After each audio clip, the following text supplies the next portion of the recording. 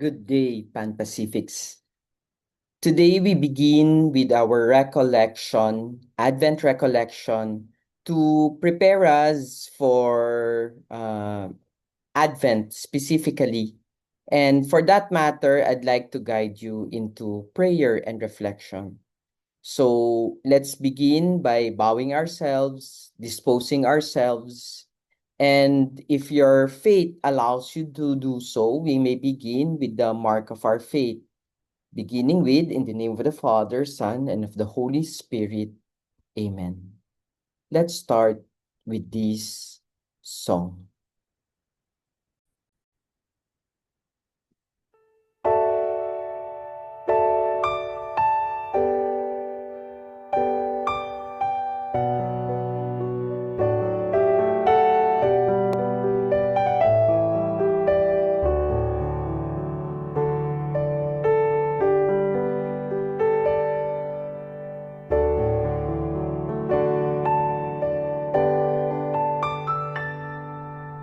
We are lost in the night, searching, longing for day.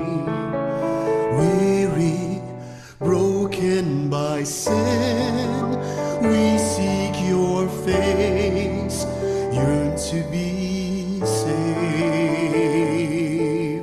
You are Savior of all, Son of God the Most High. You alone bring us hope, healing and strength, mercy and light. Come, Lord Jesus Christ, be with us now. Come and renew us. Come, Prince of Peace, dwell in our hearts. Come, be our way, our truth and life. Conquer the night. Come, be our light. Emmanuel.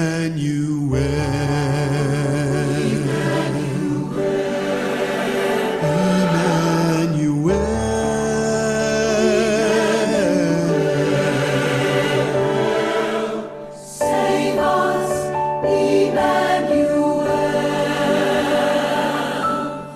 Be our God with us now.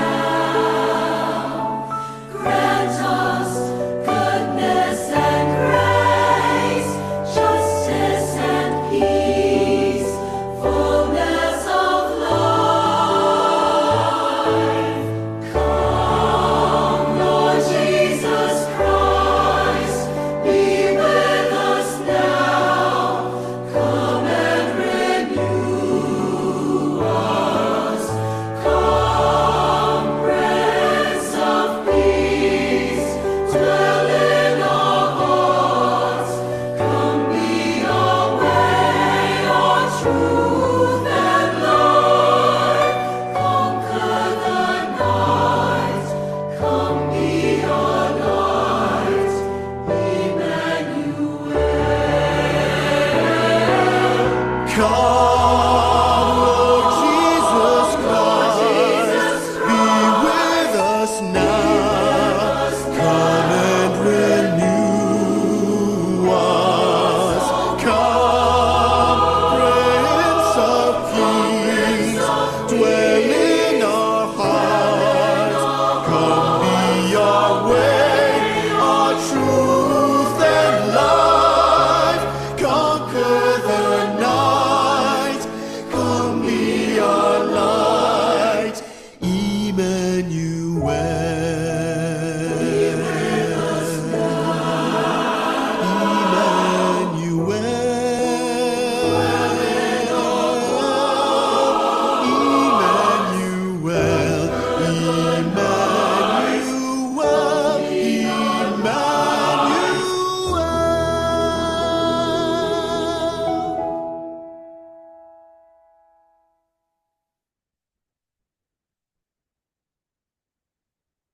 Come, be our light. Come, Lord Jesus, be our light. This has always been our Advent call. This has always been our Advent invitation. And we thank the Lord, continuously thank the Lord for the grace of this one. Today, I'd like to focus this year's recollection on what is called the O antiphons. We're not always familiar with the O antiphons, but this is a very important set of antiphons, in fact, because the O antiphons gives us access, if anything, to the longing of the people of God. No, so that's why if you come from Europe or in the United States, there is always a constant invitation. No, so the O antiphons. Let me share my slides again. For some reason, it's not being shared. So let's reflect on the O antiphons. No? So we begin not with answers, but with a cry, "Come, Lord Jesus." In fact, this cry is manifested by a single letter spoken from deep within. O, O. Uh, it is the sound we make when words are not enough. O. When longing rises before language. This opening reminds us that prayer does not start with clarity, but with desire. Hindi nagsisimula sa linaw, talagang malabo, pero may hangarin, may pagnanais. We come here not because we have resolved our questions, but because something in us is still waiting, longing. The heart and already knows what the mind cannot yet articulate, that we need saving, that we need nearness, that we cannot complete ourselves. As we enter this recollection, we are invited to bring our whole selves, our entire selves, not the composed self we show the world, not the well-dressed person that we are, but the yearning self we often hide. This is not a time to fix or to perform. It is a time to let the heart speak honestly in the presence of God. We enter the final week of Advent, the last 7 days of Advent. And that's the reason why yesterday was the Gaudete Sunday for Roman Catholics, where the priests wear rose. In this final stretch of waiting, yes, we're still waiting, time itself feels different. The days seem thinner, more transparent, and we notice what we usually rush past. Advent sharpens our awareness that waiting is not empty space. It is charged space. Something is drawing near. Someone is drawing near. And we feel it before we can name it. And there you see something very interesting happen. The feeling comes first. This kind of waiting, therefore, exposes our impatience, but also our hope at the same time. We discover how deeply we want resolution, reconciliation, how deeply we wanted healing, how deeply we wanted reassurance. And yet we are asked not to grasp, not to be fixated, but to remain open. The ache we feel is not a problem to solve. It is a posture to inhabit. In staying with it, we learn that longing is already a form of communion. Longing is already a form of communion. And we stay with that longing. We actually ask the Lord to grant us that longing, even the longing that is anticipatory, the longing that allows us to reflect more on things to come.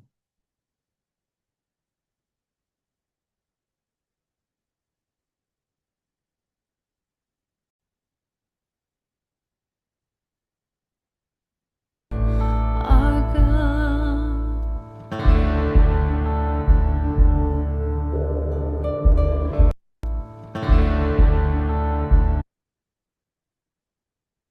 Sorry for that.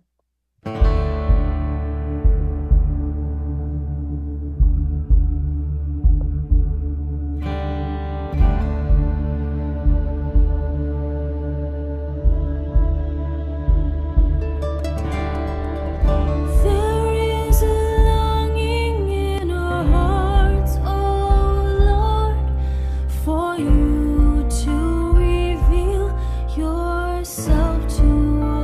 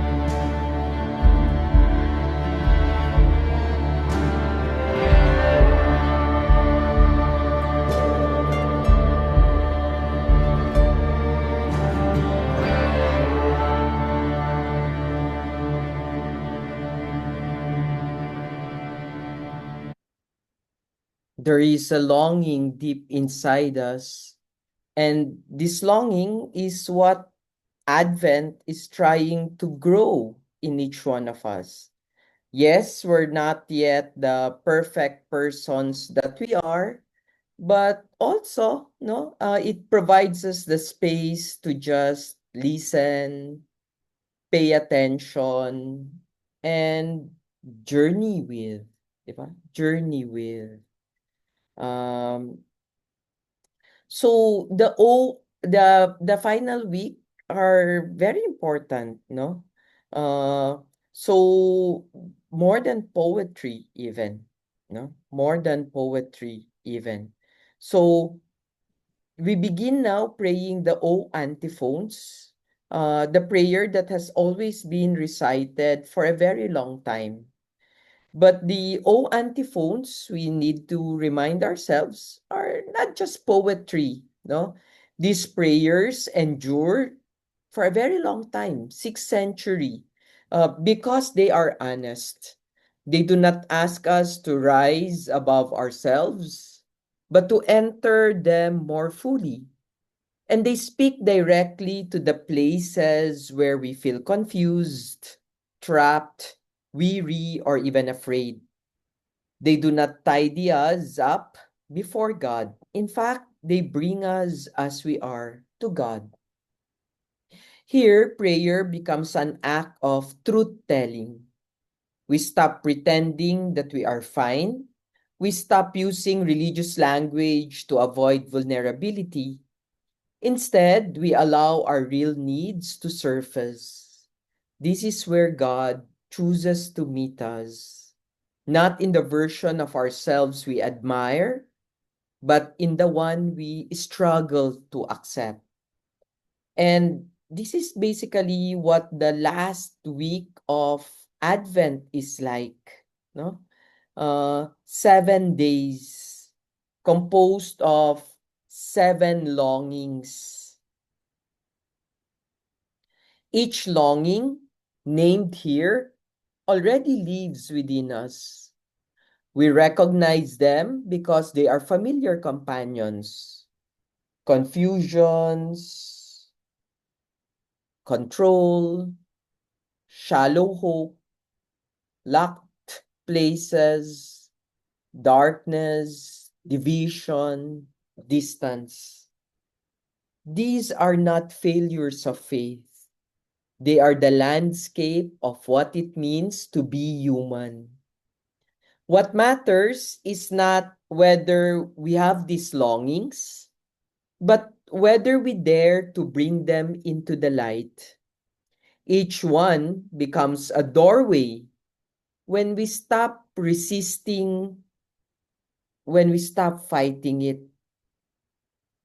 So each one whispers a prayer, come, come.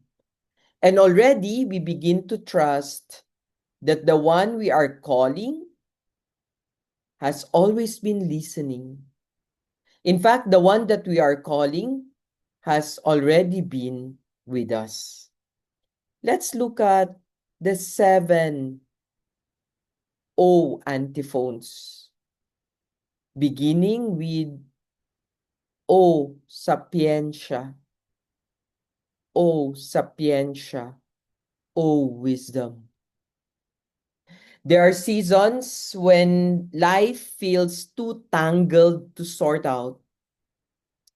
Too many voices, too many choices, too many expectations pulling us in many different directions. We try to think our way forward, but the more we analyze, the more tired we become. Beneath the confusion is a deeper exhaustion, the weariness of carrying what was never meant to be ours alone. Wisdom does not shout instructions. Wisdom whispers trust.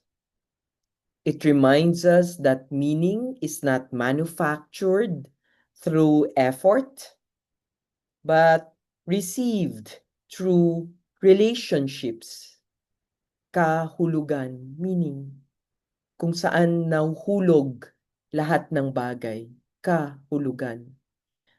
To ask for wisdom is to admit that we cannot see the whole picture, that we do not have all the answers, and that this is not failure. It is an opening.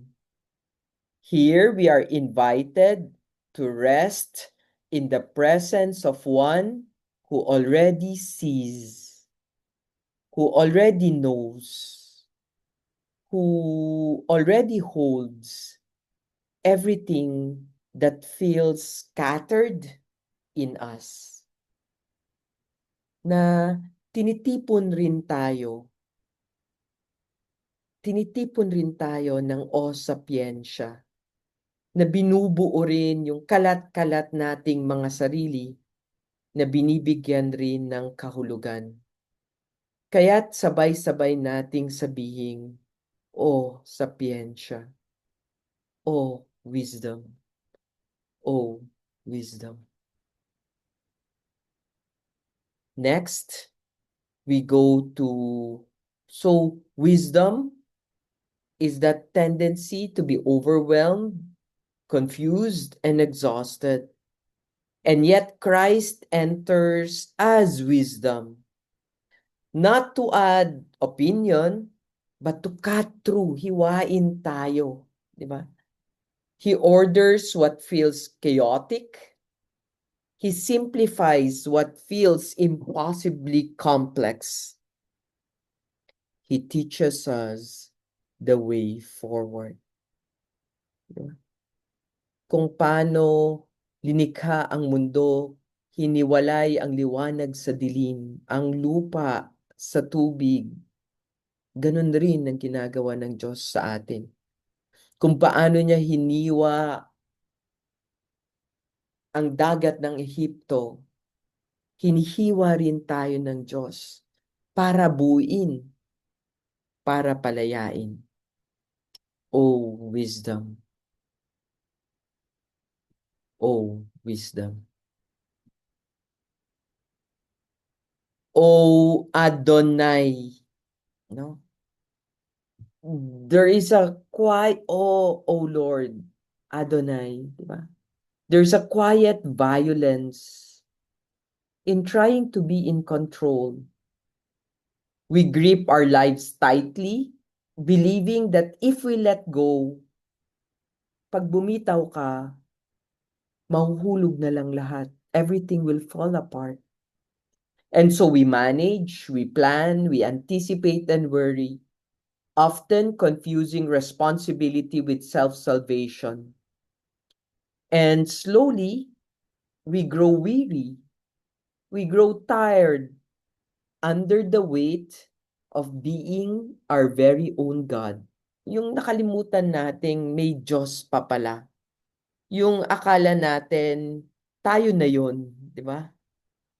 To call Jesus Adonai, Lord, is to surrender the illusion that we are self-sufficient.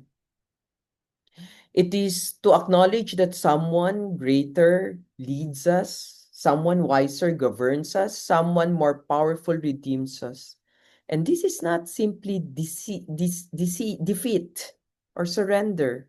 It's relief. It's a recognition that we were never meant to carry what only God can hold. And this is a gift too, di ba? To call God Lord is not submission to oppression. It is to surrender into relief. It is the moment we admit that we are not meant to carry the whole story on our shoulders. Here, control loosens its grip and trust begins to breathe. We discover that letting God be God is not loss, hindi kawalan, kundi kalayaan. Nang tawagin ang Diyos na Panginoon ko, ay isang uri ng paglaya. Paglaya sa ating mga sariling pagnanais na maging Diyos. Pagkalaya sa ating sariling mga kakulangan, sa ating mga sariling lakas at papaubaya, di ba? Kung kaya lang nating magpaubaya, O Adonai, O Adonai. Third, we go O Radix Jesse, or root of Jesse, no? Much of our hope, lahat ng ating karamihan ng ating pangapag-asa is fragile because it is superficial. It lives on the surface. It depends on outcomes, moods, circumstances. It depends on signs of improvement, betterment. When they shift, as they always do, these outcomes, these specific goals, our hope collapses, leaving us discouraged and exposed. We begin to wonder whether hope itself was naive. Diba? Bakit ganun yung pag-asa? Diba? O root of Jesse. Diba? Bakit ganun? Anong ibig sabihin yan? Diba? So, Christ as the root of Jesse connects us to an ancient promise, a lineage or a history of faithfulness, a hope that has survived empires and catastrophes. And this isn't just wishful thinking. This is hope rooted in God Himself, who keeps His words across generations. No? At dito mo makikita yung pag-asa bilang optimismo lang, pesimismo lang, stoicismo lang, at yung pag-asa na nakakagat sa Diyos. Yung pag-asang kumakagat sa Diyos. Ganun siya kahalaga. Di ba? The root speaks to a deeper truth.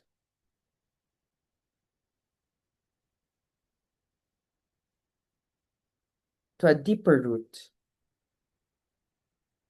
Real hope grows underground.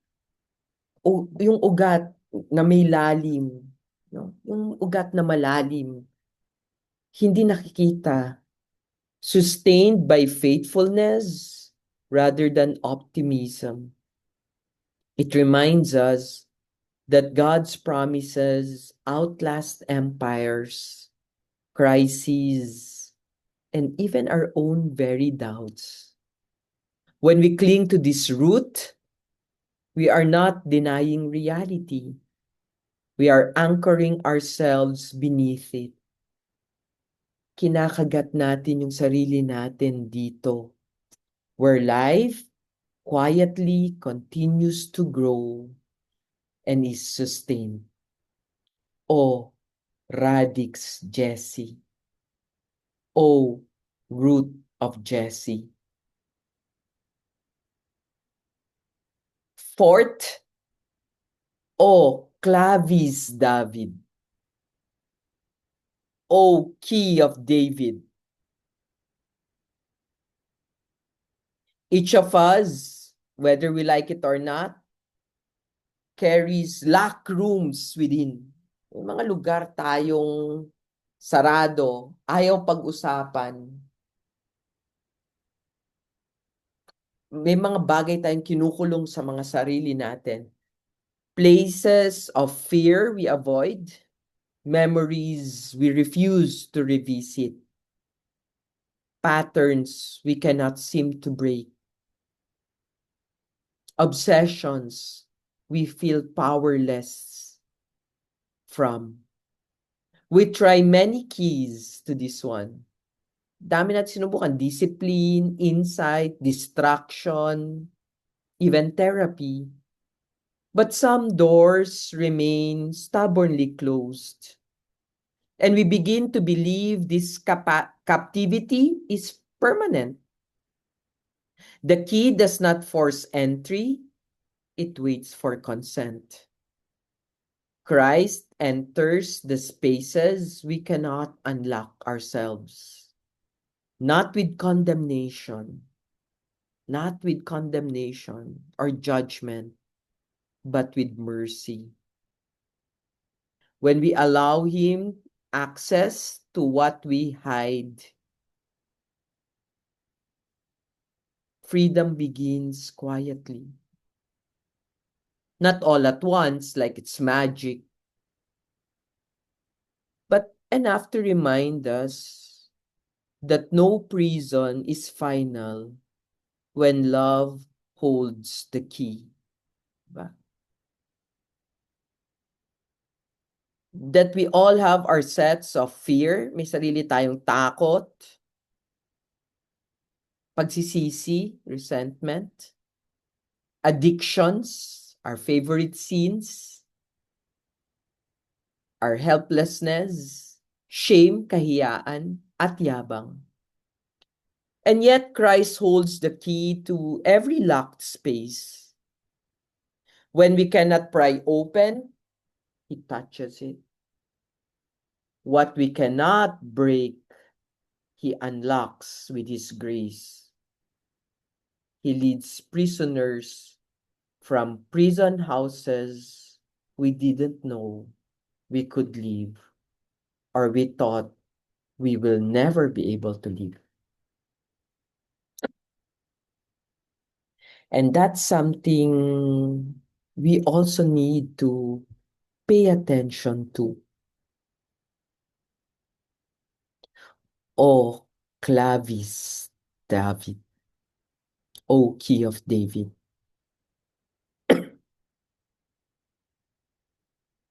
And as we continue, O Orients, diba? Panahon na ng simbang gabi, no? Bukas ng umaga ang simula, pero sa iba, ngayong gabi, ngayong hapon. O Orients, O bukang liwayway, O dayspring. Darkness has a way of convincing us that it will not last, that it will last forever. Diba? Pag nasa kadiliman ka, akala mo panghabang buhay na. Grief whispers that joy will not return. Anxiety tells us that this heaviness is who we are now. We wait for light, but nothing seems to change. But that's an illusion, because Christ comes as dayspring, bilang bukang liwayway, di ba? And yet we see here the faithful return of light. The faithful return of light. Dawn does not argue, it comes. Diba? Kahit dumilim, magliliwanag pa rin. Liliwanag pa rin. Diba? And the first light is always gentle. As dawn never announces itself loudly, hindi siya maingay. Subukan yung gumising ng maaga, panuurin lang yung bukang liwayway. Tahimik siya. It arrives faithfully. Light seeps in gently, not erasing the night all at once, but undoing it steadily, dahan-dahan. Christ comes this way.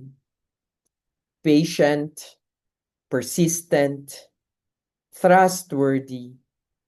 And when we can no longer believe in morning, pag hindi na tayo marunong umasa na magliliwanag rin, morning still comes. Hope returns, not because we are strong, or not because we can make it return, but because God is faithful. God is faithful. O Oriens. Sixth, yes, sixth, O Rex Gentium, O King of the Nations. We live amid fractured families, fractured communities, churches, and nations.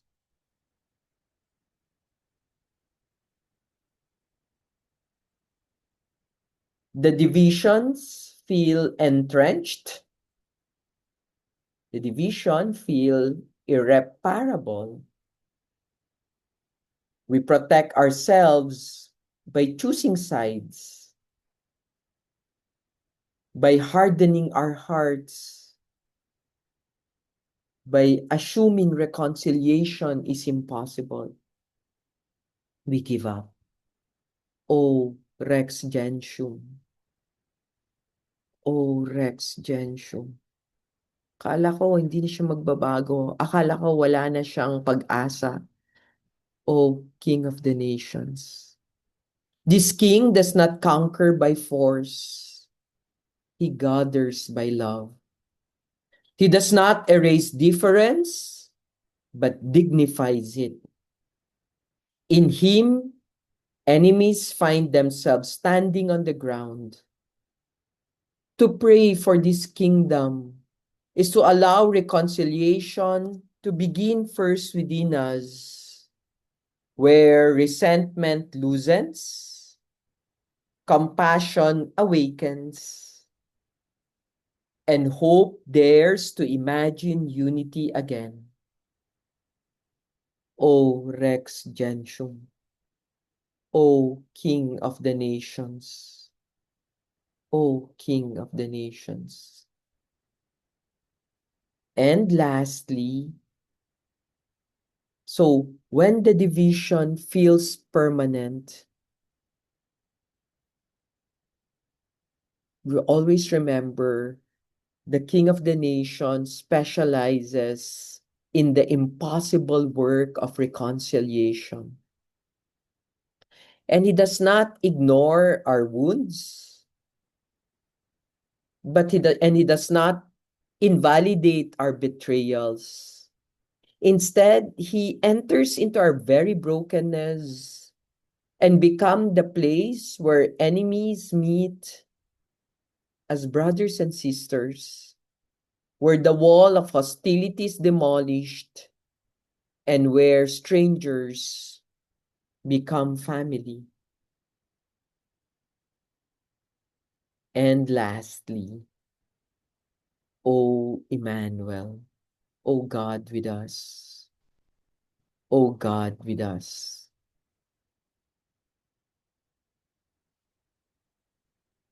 O Emmanuel, this is the final word. God comes close. Lumalapit ang Diyos. It's not as an idea, not as a distant solution, but as presence.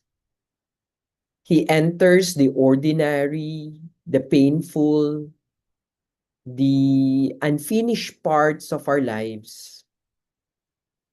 And he does not wait for us to be ready. In fact, he comes precisely when we are not. And that's the beauty of the incarnate. No? God with us. And here we see the scandal of nearness. Lumapit, God with us means there's no place that God is not. No place is God forsaken. Not the hospital room, not the argument, not the loneliness we cannot name, not even ourselves. God does not save us from afar. He saves us by being with us, by staying, pitching his tent. And in this nearness, we finally rest. Not because everything is resolved, but because we're never alone. While we are tempted to keep God at arm's length, far from us, to confine him to churches and prayers, to manage and when and how he enters our lives, we prefer a God we can summon when needed and dismiss when inconvenient. But Emmanuel does not honor those boundaries. The middle of the night panic, the boring commute home or going to work, the addictive habit, the ordinary Tuesday. He's present not just in the spiritual moments, but in the mundane and messy ones too. This is what makes Christianity different from every religion. Our God became one of us, all the way down, all the way in. He didn't just send help, he came himself, and he never left.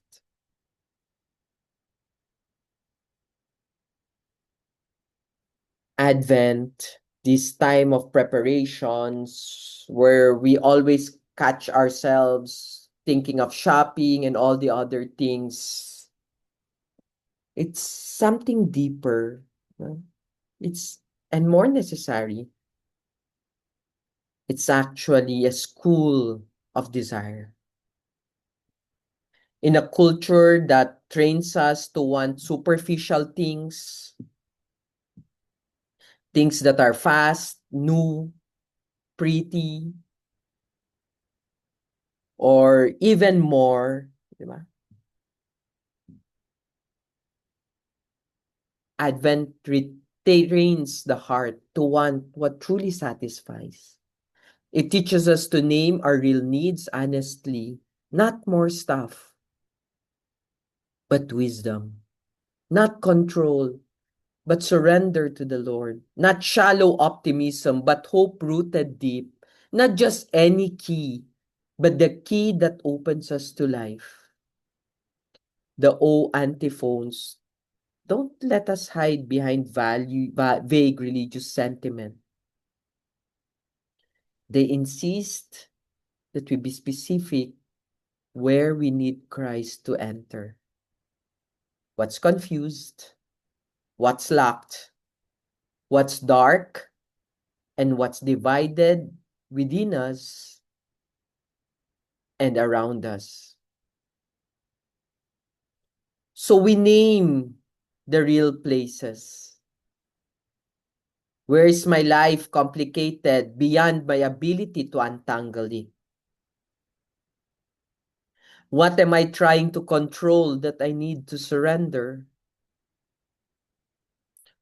This is where I need to acknowledge Adonai.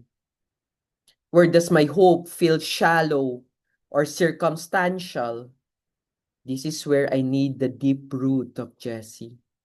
What within me remains locked despite my efforts. This is where I need the key of David. What darkness has claimed too much space in my heart. This is where I need dayspring or dawn. Where do I see division that seem irreparable? This is where I need the King of the nations. And where do I most need God? Close, not distant. This is where Emmanuel comes.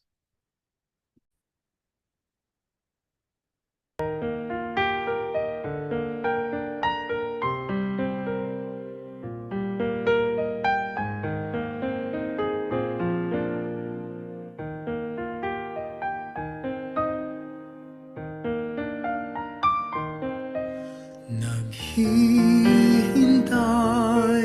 kami sa iyong pagbalik. Gabi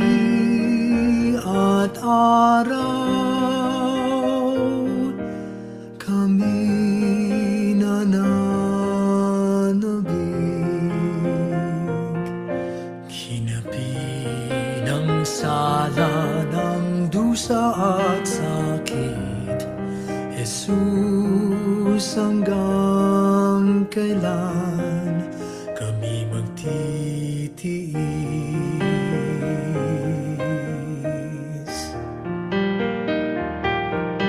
Halina, O Jesus, na mananakop ang iyong bayan, palayain mong lubos.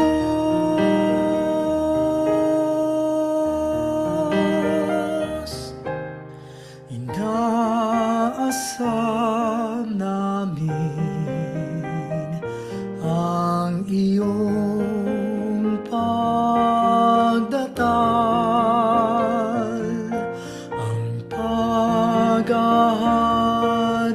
mo'y aming hinihintay. Jesus, hangad namin, liwanag mong tunay, na siya naming tanglaw sa landas ng buhay.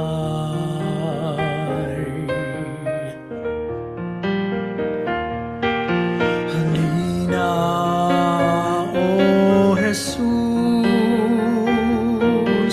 na mananakop ang iyong bayan, kalingain mong lubos.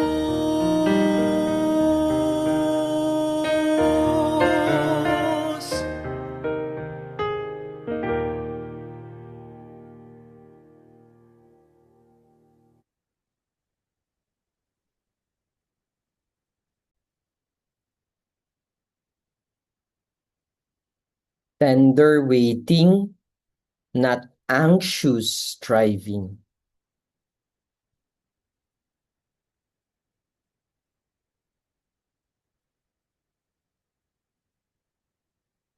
As this recollection draws toward its close, we are invited to notice how we wait. Paano tayo maghintay? Not simply what we wait for, sinong inihintay, but the posture of our hearts as we wait. Paano tayo maghintay? So much of our living has been marked by anxious striving. But the belief that if we do not push hard enough, nothing will happen. Even our prayer can become tense. It can become demanding. It can become impatient. But tender waiting is different. It is not passive, yet it is not forceful. Kakaiba ang paghihintay sa Adviento. Hindi siya yung parang paghihintay ng Lent, di ba? Kasi may kagalakan kasama yung Adviento. It is the quiet decision to trust that God is already at work where we cannot see.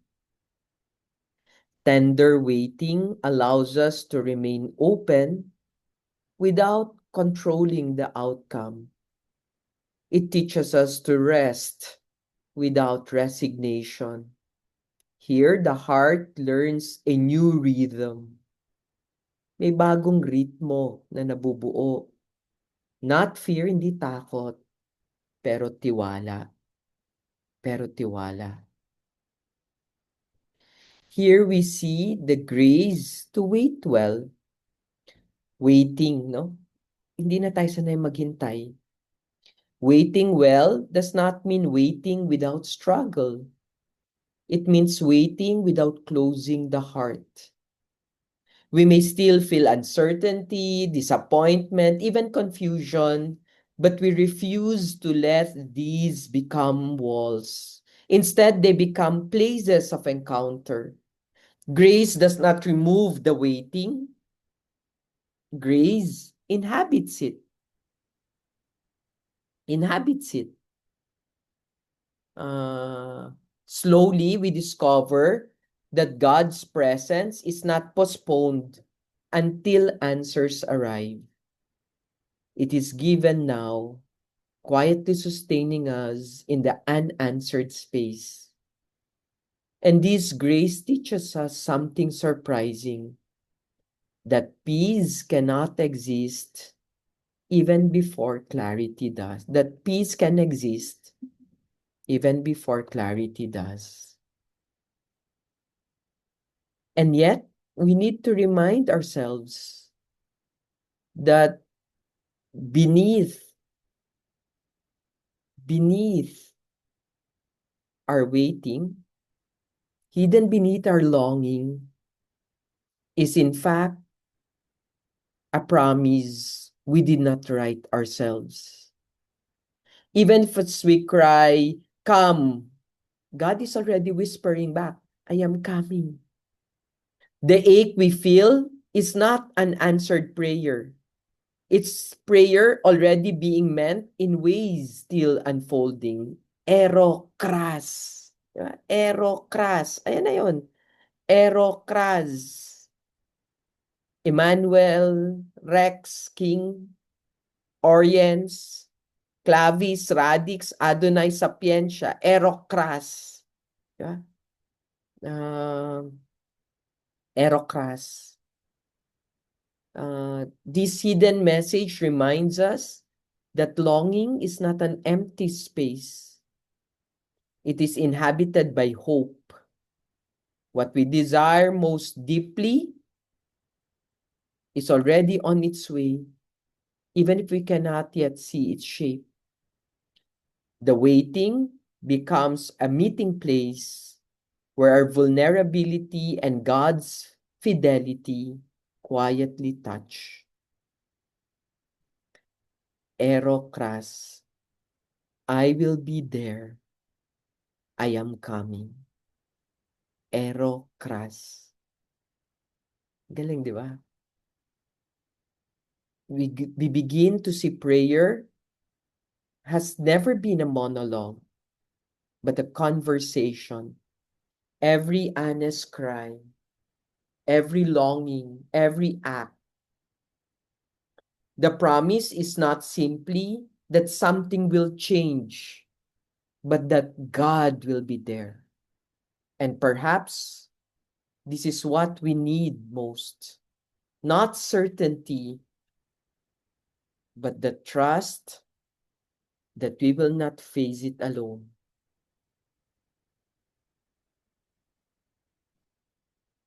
And so we see the heart of Advent. The heart of Advent. Advent teaches us that God does not enter only polished places. God comes into the real places, places still under construction, the places we avoid, the places that feel too fragile to open. God comes there too. And as we prepare to leave this space of recollection, we are not asked to become different people. We are simply asked to become more honest ones, to make room not by cleaning everything up, but by opening the door. God does not wait for readiness. God waits for welcome. So the prayer remains simple. The prayer is simple because the deepest truths always are. We do not need many words. We need courage to repeat the same few words with sincerity. Echo kras. Oh, echo kras.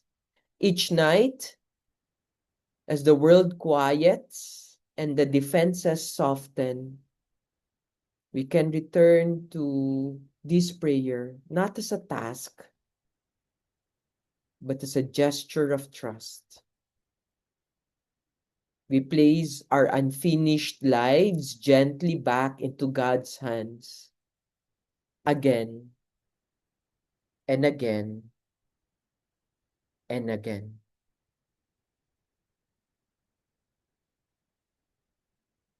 And so we pray where all prayer ends with longing, not resolved, not satisfied, but awake, gising. Sabi ng isang pilosopo na si Heraclitus, ang logos daw ay para sa lahat. Ang Diyos, pwedeng sabihin para sa lahat rin. Ang tanging kalaban lang nito ay yung tulog ng tulog. Kaya manatiling gising, awake, to the truth that God is nearer than we imagined, and even more patient than we deserved. We leave this recollection not with answers, but with expectancy, not with closure, but with hope. The wait continues, but it's no longer empty. It has become a place of presence. And so we say, "Come, Lord Jesus. Come into what is unfinished. Come into what still longs. Come and stay."